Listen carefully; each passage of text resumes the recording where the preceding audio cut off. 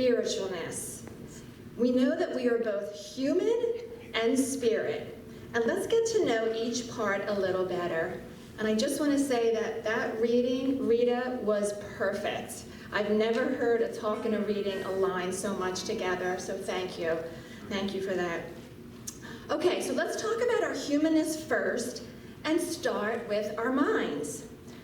According to dictionary.com, the word mind is defined in humans as the element, part, substance, or process that reasons, thinks, feels, wills, perceives, judges, etc.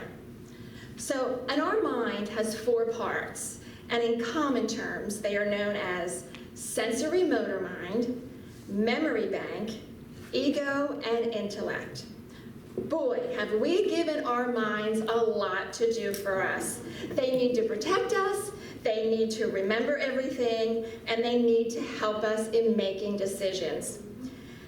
We know that our minds are hardworking and wonderful, and I am so thankful for my mind, but then there is that other part of our mind, the part that chatters away inside of us.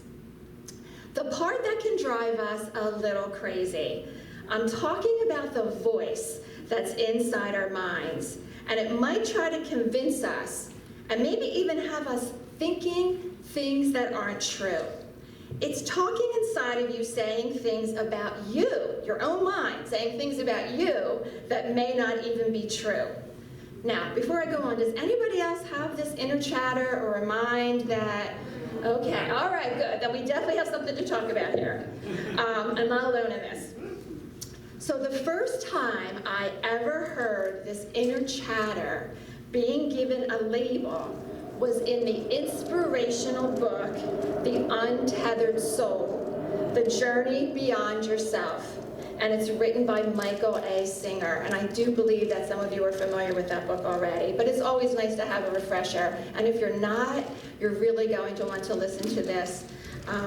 He says, Michael A. Singer says, in case you haven't noticed, you have an inner dialogue going on in your head that never stops. It just keeps going and going, and it reminds me of like the Energizer Bunny that just keeps going and going. Singer gives an example in his book of an inner dialogue occurring late at night as you're trying to sleep. So say if this sounds familiar, if this has ever happened to you. Oh my gosh, what am I doing awake? I can't go to sleep yet. I forgot to call my friend Fred. I remembered earlier I was supposed to call him, but then I forgot, I got busy, and now here I am in bed. What's wrong with me? I will call him now. No, you can't call him now, it's too late. Okay, I'll call him tomorrow. Right now I need to fall asleep. I have a busy day tomorrow. I have a meeting, I have to get up early. So this voice is something that might come to you in the middle of the night. I know our friend Rita said she has a whole committee that wants to hold meetings late at night. Now, in the example I gave you, did you notice in the conversation that the voice is taking both sides of the conversation? Call, no, don't call. So if you spend time observing this mental voice, you will notice, of course, that it never stops talking. And consider this, who's doing the talking and who's doing the listening? And when it argues with itself, who exactly is it arguing with? Singer calls this voice that's locked inside of you your inner roommate. He suggests that you pretend that your inner roommate is actually another person talking to you. And even imagine this person sitting next to you on the couch. And they're saying aloud everything that you're thinking that's going on in your head. Spend a day with this person and say aloud what you're hearing in your voice. And ask yourself, is this really someone that I want to hang out with? Singer also writes about a man who's anxious because his girlfriend said she would call him at a certain time. She hasn't called yet, and his inner dialogue starts with, your girlfriend doesn't really care about you anymore. She's going to break up with you. She's probably out with her new boyfriend already. So right away, your inner voice goes to all that negative talk. But it's your ego voice. If I'm going to give it a label, it's your ego voice. And it doesn't want you to get hurt. That is why it's protecting you. It doesn't want you to get hurt. So in these two scenarios, the voice at night and the gentleman with his girlfriend, you can see how the voice is trying to be in control. And that's where the problem is. And if you listen to some of the things that your own personal voice is saying about you, it's very offensive. It may question the things you said. For example, have you ever gone to a social situation and then either driving home or late that night, your voice starts saying things like, well, why did you say that? Or why did you act in that way? Or why did you wear that? So we do have, it's trying to control us and say things not in a positive way at times. And it may even have you doubting yourself and causing you to feel badly about yourself. But I'm here to tell you that you can free yourself from this controlling inner dialogue. And I want to say, first of all, that none of this inner chatter and negative thoughts are coming from God. Absolutely not. It's not coming from God, Spirit, or the loving presence energy within you. Let's go back to this inner chatter and find out, why do we even have this? Well, it's your ego protecting you from feelings of anxiety, guilt, fear, and it does have a purpose. It's very protective of you. It cares about you. If you feel anger towards someone, have you ever been in a situation, maybe you've been driving and someone cuts in front of you? It can think of all the perfect things to tell that person off if you are ever in anger towards that. So it's protective of you. This ego voice also narrates the world for you. For example, if you're out taking a walk, you see a tree. Your ego voice will narrate the world. That's a tree. Isn't it beautiful? I like trees.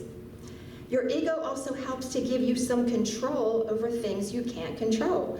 Right now, we're having very cold weather. We can't control it, but our ego will console us. If we're walking outside and we're feeling really cold, your ego can tell you things like, it's okay, you're gonna be in your car soon, you'll be able to turn your heat on and get warm. So it has all of these inner jobs for us. But we don't want it to take over our life and ruin our life. The inspirational author and medical doctor Deepak Chopra writes, the driving force within the ego is fear. And if you allow it, the ego will install fear in all areas of your life in the form of greed, lust, intolerance, and anger. And guess who's behind it all? The ego, the human ego. So you are the only one hearing your voice, or your inner roommate. And most times what it says is meaningless. But how can we get control of this voice? So realize if you continue to listen to this negative talk, you will have it controlling you. But the good news is we can reclaim our life. So back to Michael A. Singer, the author of The Untethered Soul. He has some words of advice for us. He says, stand firm in the seat of witness. Release the hold that the habitual mind has on you. This is your life. Reclaim it. Remind yourself that you are not your thoughts. You are simply aware of your thoughts. And he gives us two approaches of how we can control this inner voice.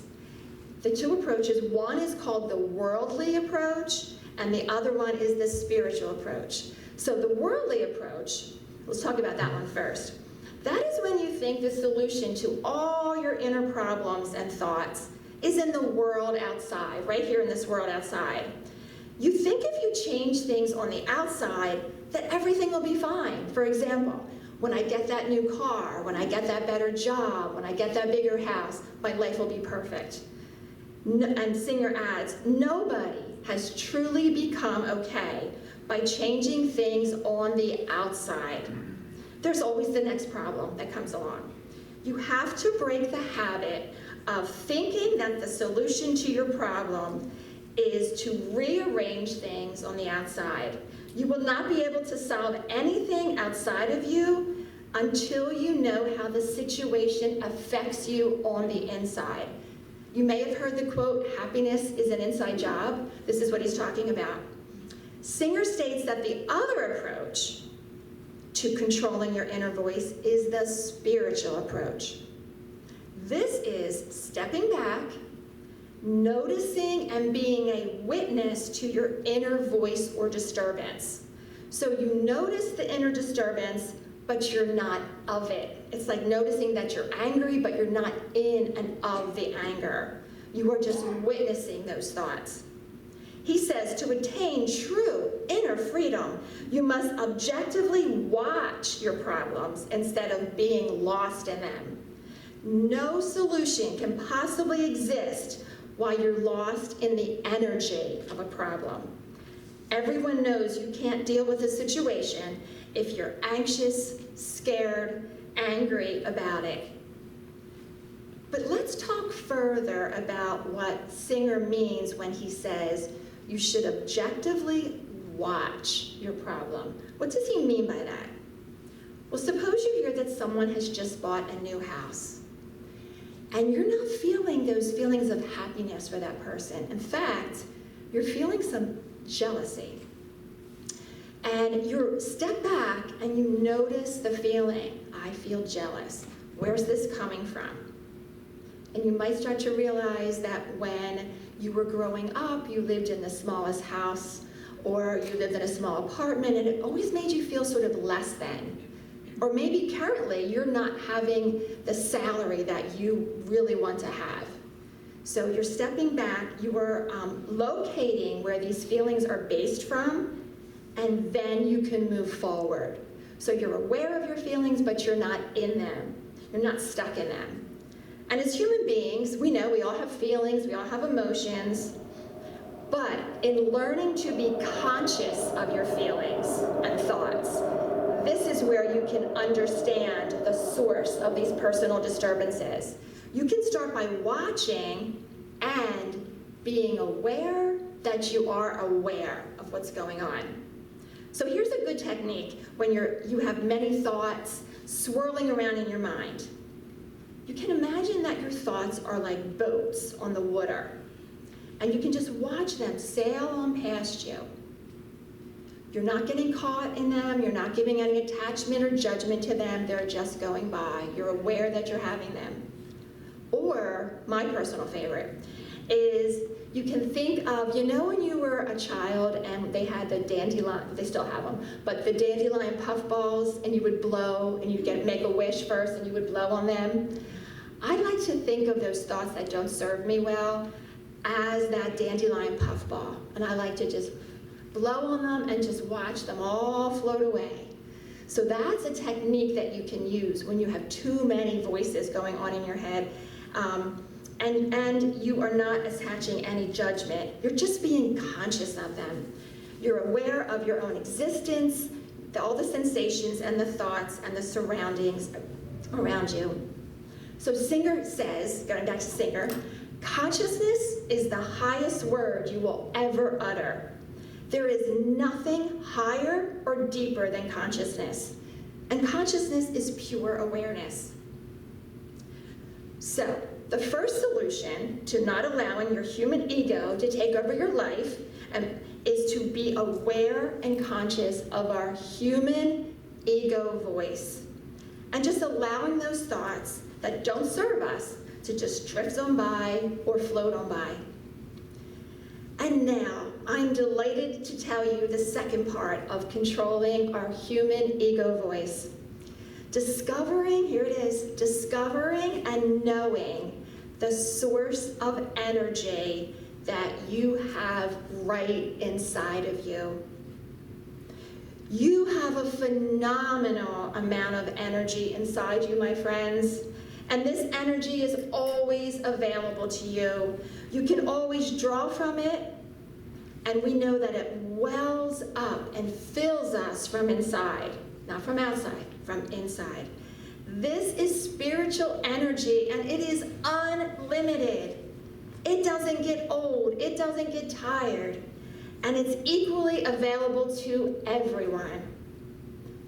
Singer reminds us we have an overflowing amount of beautiful energy inside of us. And when you are open to it, you feel it. And when you are closed to it, you don't feel it. And this energy comes from the depth of your being. You may have heard it called chi, spirit, Shakti. Now, Ernest Holmes, the author of Science of Mind, writes, "Spirit is personal to each one of us. It is the life essence which permeates all persons and all things. It is called God, the living Spirit Almighty." And Singer adds to this, the more you allow the spiritual energy to flow in you, the more it can build in you. At some point, so much energy comes into you that it starts flowing out of you, and the energy affects other people. They notice it. People can pick up on your inner energy, and you're feeding them with this flow. You become a source of light and love for everyone around you. At times, you may not feel this energy, and it's because you, as a human being, are blocking it. And you can do this by blocking your heart, closing your mind, and pulling yourself into a restrictive space inside. And this closes you off from that energy. When you close your heart or your mind, there is no light or energy flowing. But it's there. It's always there. The spiritual energy is there, but it can't get in because you've blocked it.